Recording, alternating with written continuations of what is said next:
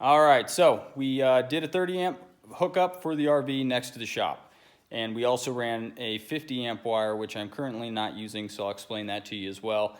But if you're comfortable with this kind of stuff, you've had some experience, it's fairly straightforward. Obviously, if you're not comfortable with it, find somebody who is, hire an electrician, and let them take care of it. All right, so looking at the box here, this is our main panel on the shop. This has a 200 amp service. Well, it's supposed to, I'll get to that. And then this is your main shutoff. It should be at the top. Sometimes it's hidden as kind of a regular breaker, but generally speaking, it should be sitting right here at the top. So you're gonna go ahead and throw that to the off position, and then you know it's safe to work on. So we are hot, so I'm not gonna touch too much stuff here. As you can see here, this is a 30 amp single pole breaker, and make sure your breaker type matches your panel, because that is a point of confusion. Some people sometimes they'll even fit, but they won't work. So always make sure that you're getting the appropriate breaker for the panel that you're working on. So this is the black line. So whoop, that's gonna follow up to the orange. The orange is our 10 gauge wire, which is running our 30 amp service. And then we've got our white line, which comes down. Right there is where this is going. So that is your neutral. That's going to tie into that bus bar. You can see other white lines tied into that bus bar as well. And then your grounds are over here.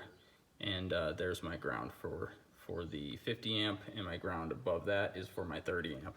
So basically we went to a 30 amp for a couple reasons. One was, actually it's just one reason. Half my bus bars, so you see this style, these are the two bus bars here, only one side is working. We've recently moved into this property, so I'm not sure why that is happening. So I will have to have an electrician come out and address that and let me know why only half the bus bars are working.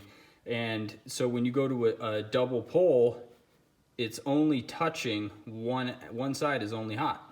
So I wired this 50 amp up, and I was very confused. And finally, I figured it out after maybe an hour of getting pretty frustrated, thinking my wiring was wrong, when in fact it was not. But if you are doing a dual pole breaker, you see your two hots there, and those are going to tie in. They can be reversed, doesn't matter. And then, of course, again, on your 50 amp, you have the neutral tying into that bus bar, and the fat ground there tying into the ground bus bar.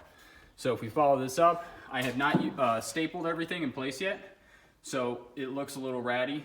We are going to use, I just picked up some staples from the hardware store, so we're going to go ahead and put those into the studs to hold this a little bit tighter. But just drill through the studs.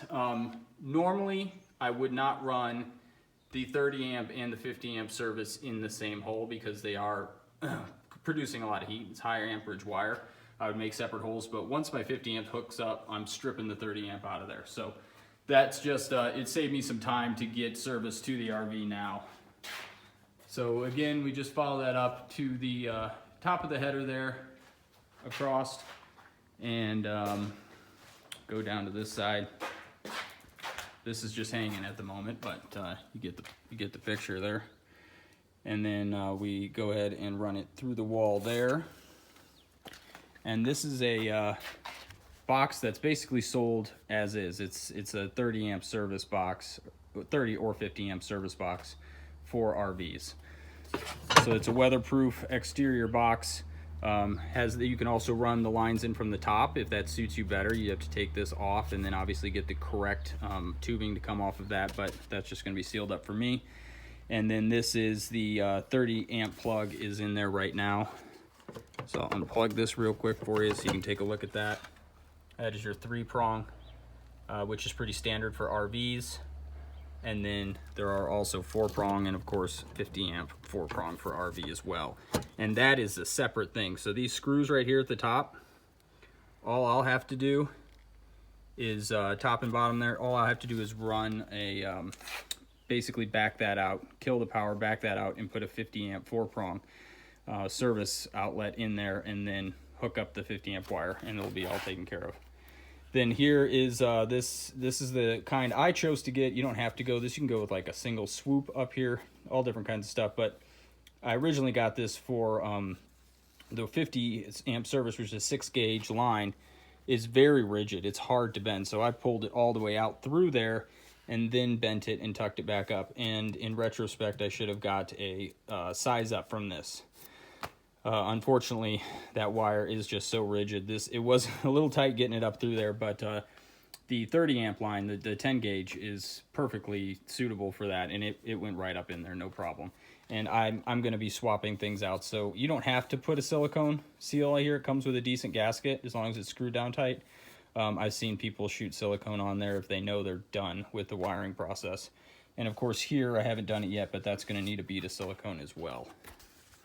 I'm going to show you the outlet for the 50 amp. 1 second. All right, so right there is the outlet I will be putting in as soon as I get my panel fixed. So this is going to go ahead, screw on there from the inside, and then as soon as I attach the 6 gauge wire and take the 10 gauge out, it'll wire into the back of this, and this will fit in there just like the 30 amp does. So it is interchangeable. And I ran into the situation at my hardware store where they only were selling what was advertised as 30 amp boxes, right? Well, you just buy one of these and it turns it into a 50 amp. So if that's what you have at your hardware store and you're looking for 50, these will work just fine. They also have outdoor panels that have 30 and 50 amp, as well as separate breakers that are in here, so that you can go ahead and power down from outside. Not necessary in this situation since our panel is just right there in the shop.